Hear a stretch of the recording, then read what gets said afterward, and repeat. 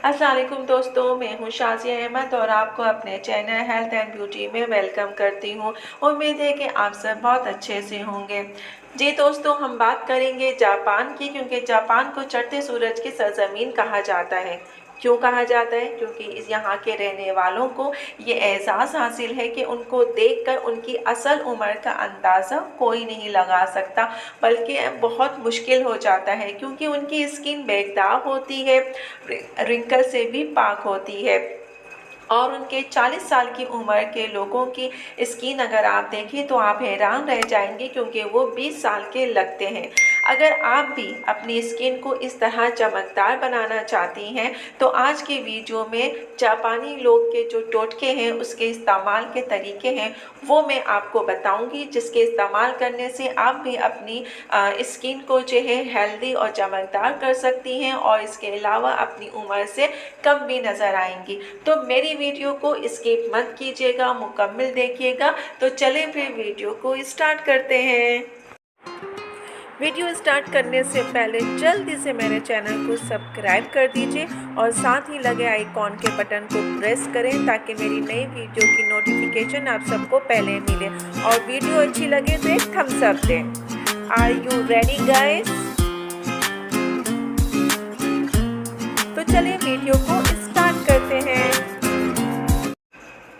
आमतौर पे लोग समझते हैं कि स्किन की हिफाजत और बेहतरी जो है, स्किन की बेहतरी सिर्फ़ और सिर्फ मुख्तलिफ और महंगी किस्म की क्रीमें लगाने से ही मुमकिन है, जबकि ये सेहतमंद स्किन के लिए सेहतमंद जिस्म का होना भी बहुत ज़रूरी है। इसके लिए सेहतमंद हाजमे की अहमियत से भी इनकार नहीं किया जा सकता।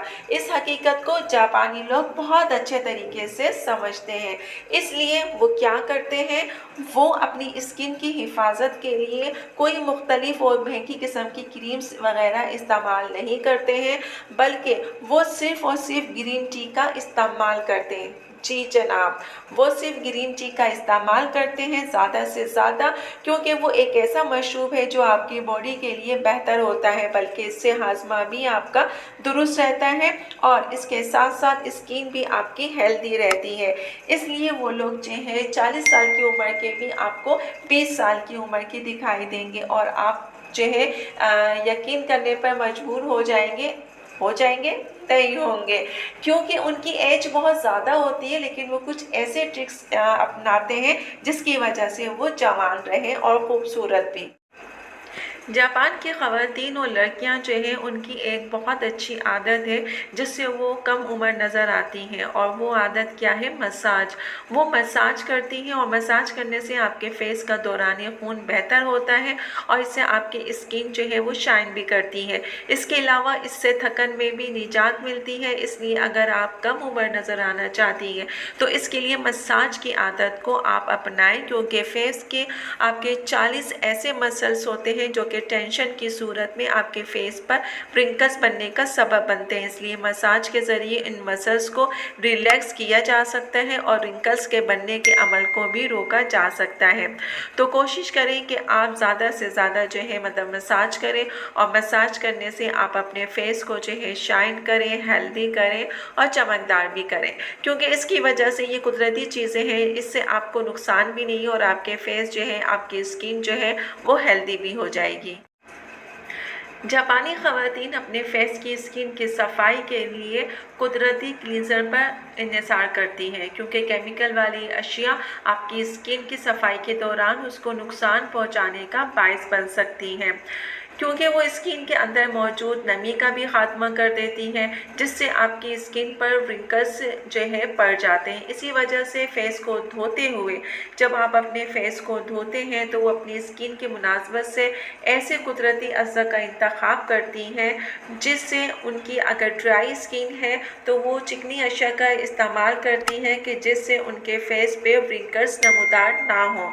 तो अपनी स्किन को जब आप वॉश करें तो वॉश करने के बाद अपनी स्किन के हिसाब से जो है आप क्लींजर का इस्तेमाल करें, और ज़रूरत इस बात की है कि आपने कुदरती चीज़ों का इस्तेमाल करें, केमिकल्स वाली जो क्रीम्स वगैरह हैं उनका इस्तेमाल ना करें तो ज़्यादा बेहतर है, क्योंकि जो जापान की ख़वातीन हैं वो जो है अक्सर जो है घरेलू जो टिप्स होती हैं, घरेलू अशिया का इस्तेमाल करती हैं।